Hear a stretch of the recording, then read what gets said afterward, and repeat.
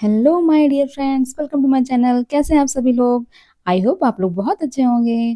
जैसे कि last lecture में मैंने आपको मोशन चैप्टर स्टार्ट किया था क्लास 9 का साइंस का, ठीक है। तो मैंने उसमें आपको स्पीड एंड वेलोसिटी पढ़ा दिया था।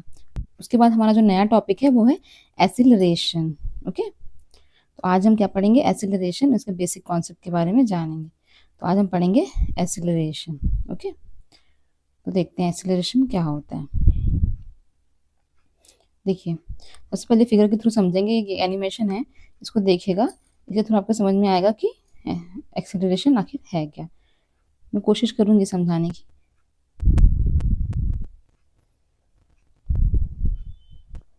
इस कार को देखिए, पहले धीरे धीरे जा रही है ना, फिर क्या हुआ, इसकी स्पीड तेज हो गई। फिर से देखिए, ये बहुत धीरे धीरे जा रही है, फिर क्या हो गया, इसकी स्पीड तेज हो गई, ये तेज तेज चलने लगी।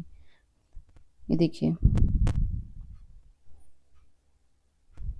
तो बस यही हमारा एक्सेलरेशन है, चेंज इन स्पीड या चेंज इन वेलोसिटी। ठीक है, जैसे मान लो ये कार यहाँ पे थी पहले, इस जगह पे, ठीक है, इस जगह पे थी। और फिर उसके बाद क्या हुआ, इसकी स्पीड तेज हो गई, वो यहाँ पहुंच गई और तेजी से बाहर निकल गई, है ना। तो इस तरह से क्या हुआ कि उसकी स्पीड में चेंज हुआ। ठीक है, इसीलिए तो वो तेज चलने लगी ना। तो चेंज इन स्पीड क्या होता है? एक्सीलरेशन होता है। ठीक है, कभी भी आपसे पूछा जाए कि एक्सीलरेशन क्या है, तो टाइम के साथ साथ अगर स्पीड या वेलोसिटी चेंज हो रही है तो हम क्या कहेंगे? एक्सीलरेशन है वहां पर। ठीक है, अच्छा, इस बॉडी को देखिए। सपोज ये एट सॉरी सपोज ये 80 किलोमीटर पर आवर की स्पीड से जा रही है। ठीक है, इसकी स्पीड क्या है? 80 किलोमीटर पर आवर। ठीक है, और एक ही स्पीड से जा रही है। ठीक है, इस केस में हम क्या कहेंगे, इसमें एक्सेलरेशन है या नहीं है?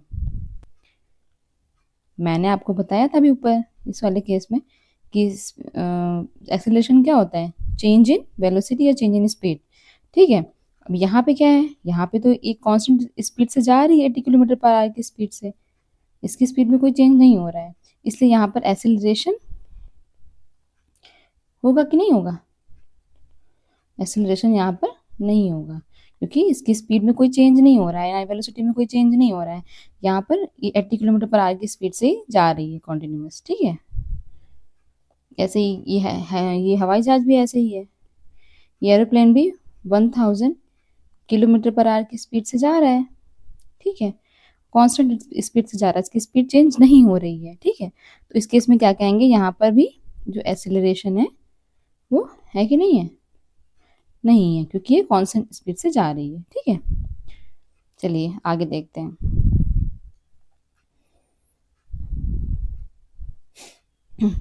अभी कार देखिए, ठीक है।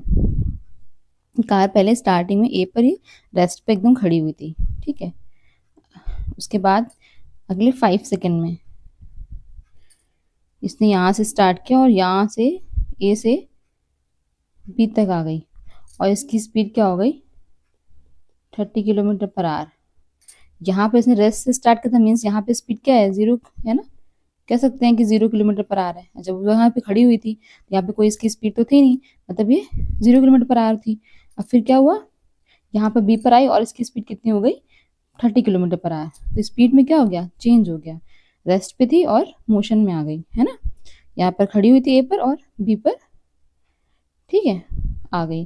30 किलोमीटर पर आवर स्पीड होगी 5 सेकेंड में इसकी। ठीक है, मतलब ए पे खड़ी थी 0 किलोमीटर पर आवर की स्पीड पे, कहेंगे अगर ए पर खड़ी थी मतलब रेस्ट पे खड़ी थी, तो इसकी स्पीड क्या होगी? जीरो होगी। ठीक है, फिर 5 सेकंड बाद क्या हुआ, वो बी पर पहुंच गई और यहाँ पे इसकी स्पीड कितनी होगी? 30 किलोमीटर पर आवर 5 सेकंड में। ठीक है, तो हम क्या कहेंगे, इसमें एक्सेलरेशन है या नहीं है? चेंज इन स्पीड हुआ ना, रेस्ट पे थी और मोशन में आ गई, है ना। इसकी स्पीड में चेंज हो गया, तो हम क्या कहेंगे, ये इसमें एक्सेलरेशन है। ठीक है, एक ये एग्जाम्पल देखिए। मान लीजिए ये कार है, ठीक है, और ये ए से बी पर आई। ठीक है, ए से बी तक गई, फिर बी से सी तक गई। अच्छा, ए से बी तक जाने में इसकी स्पीड कितनी थी? 30 किलोमीटर पर आवर। और बी से सी तक जाने में भी इसकी स्पीड 30 किलोमीटर पर आवर थी। ये ए तक बी तक इस डायरेक्शन में गई, उसके बाद बी से सी साउथ डायरेक्शन में आई। ठीक है, लेकिन इसकी स्पीड क्या है, स्पीड जो है वो चेंज नहीं हो रही, जो स्पीड है वही है। ठीक है, अब इसमें बताइए एक्सीलरेशन होगा या नहीं होगा।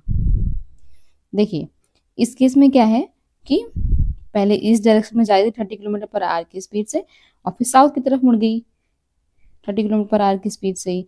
ठीक है, स्पीड तो इसकी सेम है, लेकिन डायरेक्शन चेंज हो रही है, और अगर डायरेक्शन चेंज हो रही होगी तो वेलोसिटी चेंज हो रही होगी, है ना। अगर डायरेक्शन है इसमें तो वेलोसिटी है ना यहाँ पे स्पीड के साथ साथ।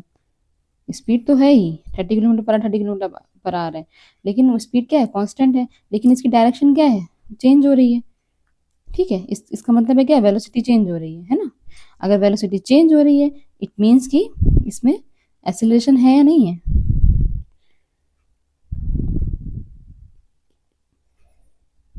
एक्सीलरेशन होगा।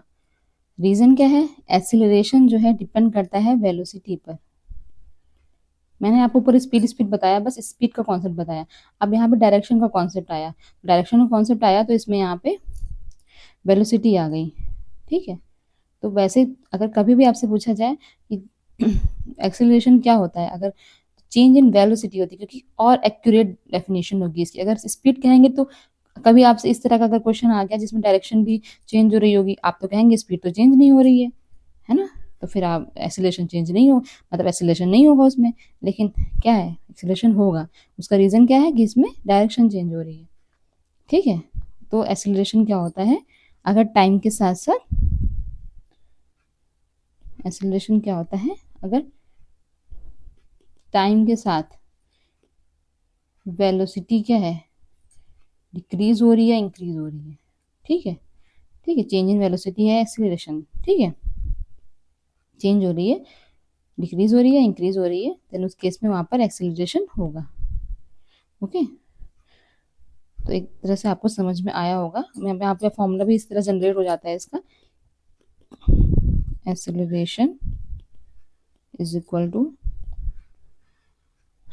Change in velocity divided by time taken.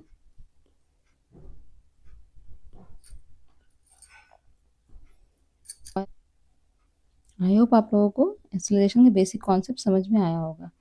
ठीक है, आगे मिलते हैं और एक्सेलरेशन के बारे में और जानेंगे।